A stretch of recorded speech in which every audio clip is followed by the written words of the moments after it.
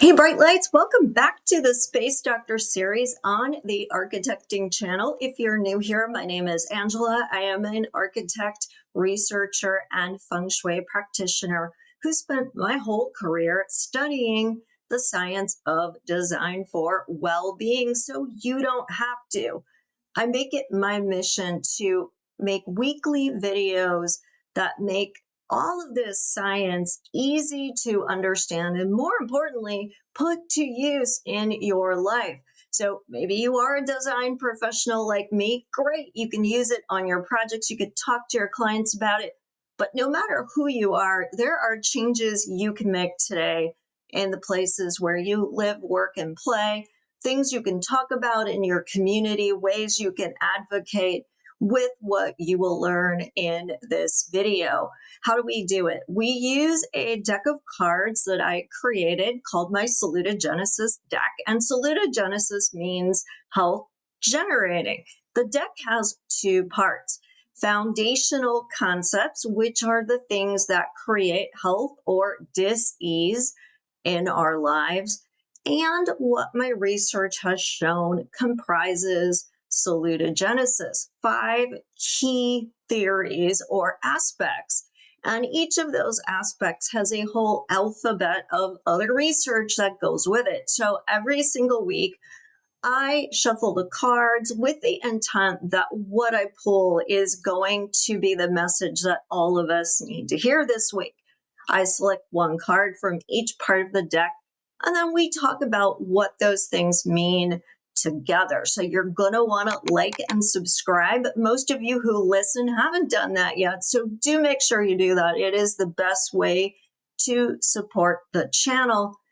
And that way you'll get a notice, because every single week is different. Even if I have pulled a card before, I will not talk about it the same way. There's so much to say.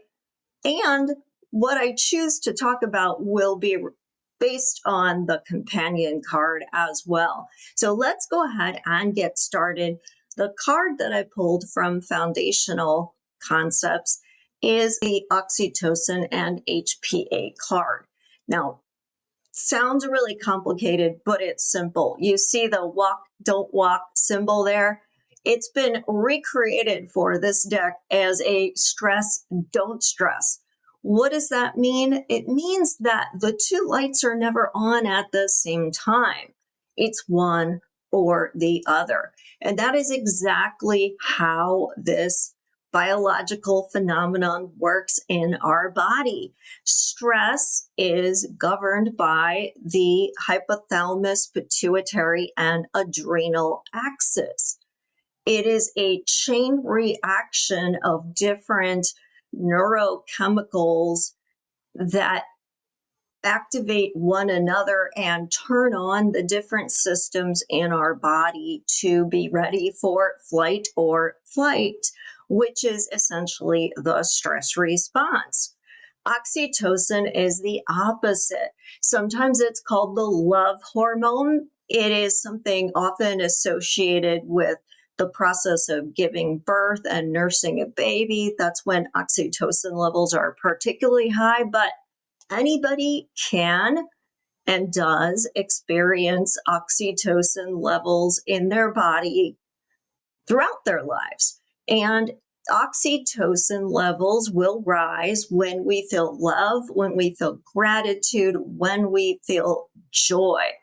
So the great news about this is that just like that walk, don't walk light, these are mutually regulating effects.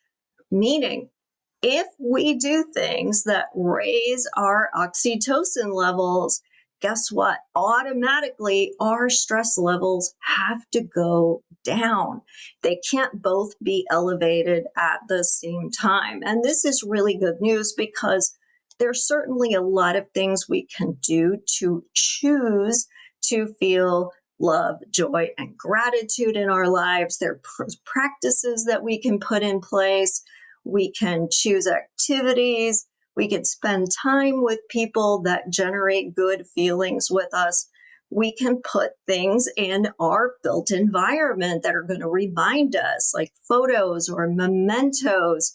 of a fun trip or people we love and care about, things we're grateful for.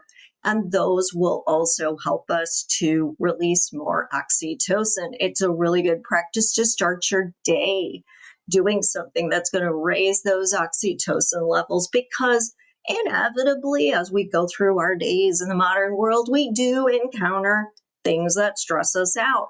So if we build up our reserves of oxytocin, it's going to help us manage that stress a whole lot better. Now, the companion card that goes with this is coming from the relaxation response aspect of the deck. What is relaxation response? It is the resetting of our body after we've experienced a stressful event. So something happens, we stress out, stress takes its toll, and in the way we were biologically designed, we should automatically be resetting. But in our modern world where stress is chronic, we often don't get that chance. So when we talk about things that fall under relaxation response, we're talking about things we can do that are going to hit the reset button for us, since it may not be happening automatically in our lives. Relaxation response is associated with the feng shui element of water. Water is about healing. It's about the emotions. It is about regeneration. So you can see how that makes sense. And the card I drew is the rest card. Now you can see on this card, this is an image of somebody floating in a pool. They are completely in a Zen state. They have completely surrendered. All need to be vigilant and aware and are simply relaxing. And that's important because rest is how the body recovers and restores. So many of us today are not just sleep deprived, but rest deprived. We are not recharging our batteries at all. But rest is a big part of how the parasympathetic nervous system, which is the opposite of the sympathetic nervous system that gets activated when we're stressed out, kicks in. When we rest, our body can process, it can heal and recover. Rest will replenish our energy, but it also will improve focus, enhance our emotional regulation. That's a big one. And also help us to have a stronger capacity to cope with adversity, meaning if we're well rested, when something stressful occurs, we're better able to handle it. It's going to take less of a toll on us. So we want rest because it supports our physical, our mental, our emotional, and our spiritual health. It also surprisingly will strengthen social connections because it lets us be more present and engaged when we are well rested. So some things to help you remember that. The pool of water on this card is about creative growth, rejuvenation. Floating represents freedom and transcending limitations. Those flagstones symbolize permanence, grounding, connection. An interesting fun fact about flagstones is that they used to be used as headstones at grave sites. So they also represent remembrance and processing, which is another thing that we do when we get rest. What then can we do to create better environments for rest? Well, in feng shui, there are some things that are known as energy agitators.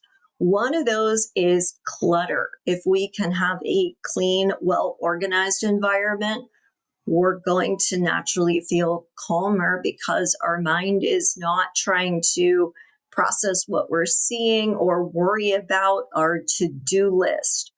We're going to want to avoid sharp edges or protruding corners that subconsciously signal to our body a potential threat or danger. We're going to want to use monochromatic colors so there's less stimulation, smaller patterns, again, because that's less activating, and think about soothing sounds. So maybe you are out in nature hearing soothing sounds, or you can have a white noise machine where you can hear ocean waves or birds chirping, things that you find soothing. Soft lighting is important, and also cooler colors that are a little bit less stimulating to us. Those are all ways that we can employ feng shui practices to create rest. But when we think about the design of our spaces, what are we doing to create those moments where we can truly relax? So, if we are thinking about our bedroom, is our bed comfortable? Is it placed in such a way that we can see the door and anyone approaching? Can we control light and sound in that room so we can create a truly restful environment? If we're thinking about a place we might want to relax, like maybe it is a chaise lounge on the back patio, a rocking chair, your comfortable chair in the living room, or your raft on the pool, what is the whole environment? So it's not just about the comfort of the place we want to rest, it's about creating a whole ecosystem that is going to trigger rest and relaxation. And if we put the two cards together, what we also can focus on is ways we could generate more oxytocin in our environment, because that is going to let us calm down quicker and be more receptive to getting rest. So, what things can we place in our space that make us happy, that bring us joy, that are going to encourage us to linger on happy thoughts instead of having a super busy mind worrying about all the woulda, coulda, shouldas as we ruminate over things, or worrying about the future, right? Stress really happens when we either relive the past or we worry about the future instead of being present. So, what can we do that's going to make us more present, more aware? You could have a sensory practice where you try to notice 5 things you can hear, 5 things you can see, smell, taste, touch.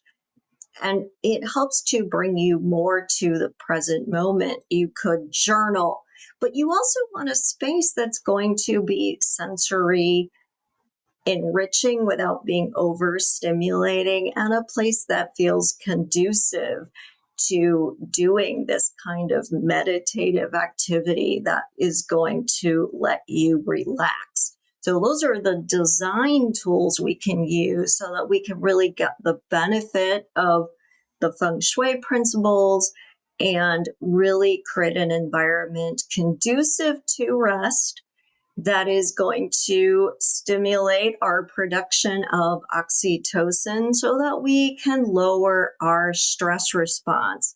Overall, creating a setting that is going to be healthier and in the long run make us happier and go through life with a whole lot more grace and ease. So, again, thank you for joining me. Make sure to like and subscribe, and I will see you next time.